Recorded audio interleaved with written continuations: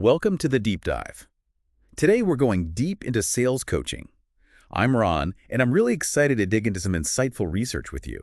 Our expert Nova is here too, so we're going to figure out why coaching is so important, especially for revenue leaders like you. And then we'll try to find some strategies to empower your sales teams. You're right. We always hear about how important coaching is, but these sources really highlight how big of an impact it can have, especially with how hard selling is right now. I agree completely, and that's what we're here to break down. One of the first things I noticed was this stat: 67% of salespeople didn't hit their quota. It's kind of a wake-up call. Yeah, it really is. And while the economy plays a part in that, the research shows that coaching can help people overcome those challenges.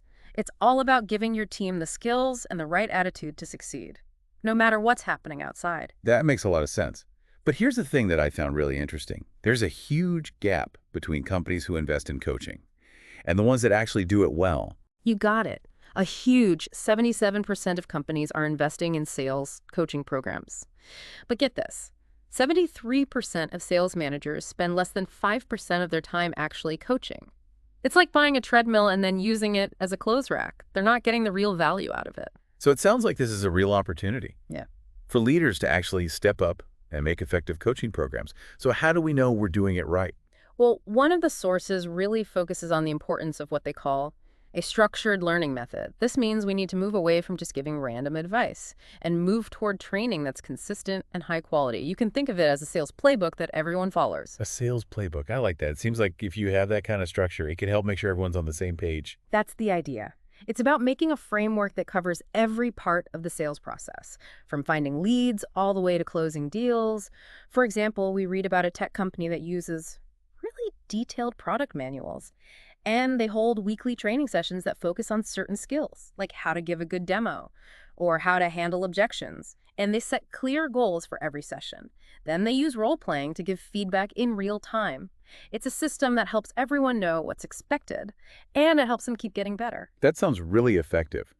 But even with the best training, don't we all forget things after a while? What about that forgetting curve? Yeah, the forgetting curve. It's a well-known idea from psychology. It explains why we naturally forget things over time, unless we try hard to remember them. And one source talked about how much of an impact this can have. People forget up to 70% of what they learn within just a few days if they don't do anything to reinforce it. 70%? That's crazy. Mhm. So much knowledge goes to waste. How can we fight that in the world of sales? There are a couple of strategies. It's really important to reinforce things regularly, maybe through refresher courses or quick tests. Interactive learning is also helpful, like simulations or role-playing. This helps make the information stick.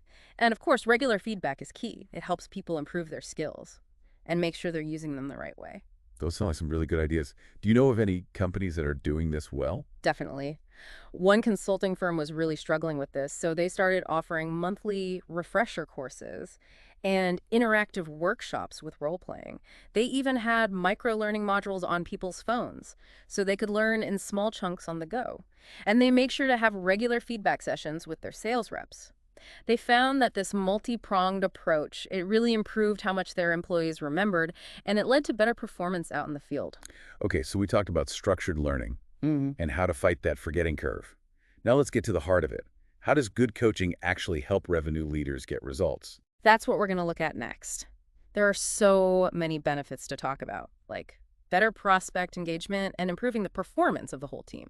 And we'll be right back to discuss those benefits after a quick break. Welcome back to the deep dive. So before the break, we were talking about that consulting firm, the one that was using all those methods to help people remember what they learned. Right, and I'm really curious to hear how all this translates into actual results. The kind that revenue leaders really care about. Absolutely. Well, let's start by talking about prospect engagement. One of the sources talked about how good coaching can help your sales reps really understand what their customers need and build stronger relationships. Yeah, it's like that saying, people don't buy what you do, they buy why you do it. And coaching can help reps figure out that why, so they can communicate value in a way that really connects with people. Exactly. And once you have that genuine connection and understanding, it's a lot easier to close deals. Which is the whole point, right? Yeah. But it takes more than just a good sales pitch these days. You're telling me it takes skill, confidence, and the ability to negotiate well, all things that coaching can help with. One source mentioned consultative selling. What do you think about that? Seems like more and more companies are moving in that direction. They are. Consultative selling is all about changing how we think about salespeople. They're not just there to make a sale, they're becoming trusted advisors. It's more about helping customers solve problems and reach their goals. So instead of just trying to close a deal, it's about building those long-term partnerships. You got it. And coaching plays a big part in that. It gives reps the skills to ask the right questions, really understand what their customers need, and come up with solutions that provide real, lasting value. Another important idea I saw was the voice of the customer. That's so crucial. It's about making sure that we're listening to our customers Mhm. and using their feedback in every part of the sales process, from developing new products to marketing and how we talk to them in sales interactions. We need to be constantly listening, learning, and adapting to make sure we're really meeting their needs. It's about those lasting relationships we talked about, not just trying to win in the short term. Exactly. And those relationships are so important for everything: boosting productivity, closing deals faster, and growing revenue. Speaking of productivity, it's important to remember how coaching can help teams work smarter. You're right.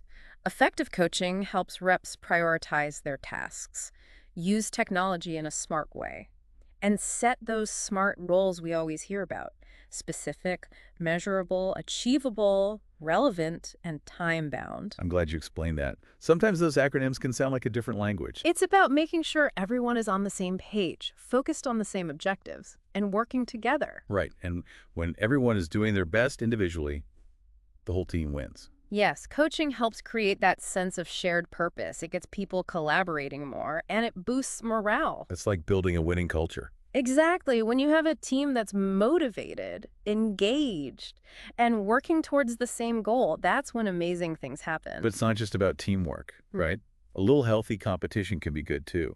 Of course. One source talked about how a competitive environment, when it's done the right way, can actually push people to perform better. But it's got to be positive, right? Yeah. You don't have people trying to tear each other down. Absolutely. It's about friendly competition that encourages everyone to improve. Think about using benchmarks, tracking performance transparently, recognizing and rewarding top performers, and making sure everyone gets feedback to help them grow. So it's about clear expectations, celebrating wins. Right. And creating a culture where everyone is learning and growing. We've covered so many benefits here. Better prospect engagement, a more collaborative team environment. But at the end of the day, it all comes back to revenue. That's the bottom line. And coaching is the key to unlocking that growth. How so? Effective coaching helps your salespeople develop those core selling skills. It helps them create laser-focused strategies and adopt a value-based approach, so they can justify higher prices.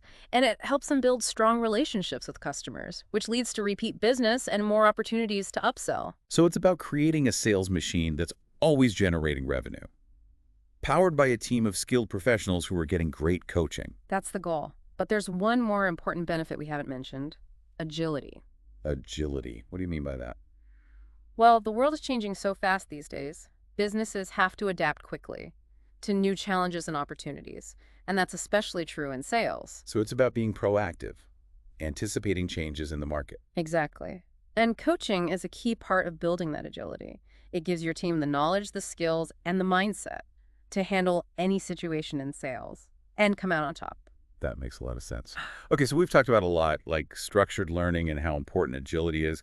If you had to pick one thing for our listeners to remember, what would it be? What's the one thing they should do this week? I think any revenue leader who isn't all in on sales coaching needs to change how they think about it. Stop thinking of it as just another cost and start seeing it as something you absolutely need to be successful. Because when it's done right, coaching gives you so much more than just higher sales numbers. We talked about having a more engaged team, building stronger relationships, and creating a culture that's all about agility and constant learning. Exactly. So take what we've talked about today and make it happen. Start talking to your team, be honest about how your coaching is going right now, and figure out where you can improve. Even small changes can have a big impact. You might be surprised at how much more successful your team can be just by putting in a little more time and effort into coaching. Well, that wraps up our deep dive into sales coaching. We hope this has been helpful, and more importantly, that you can actually use what you've learned. Thanks for being here. And remember, keep diving deep, keep learning, and keep pushing the limits of what's possible.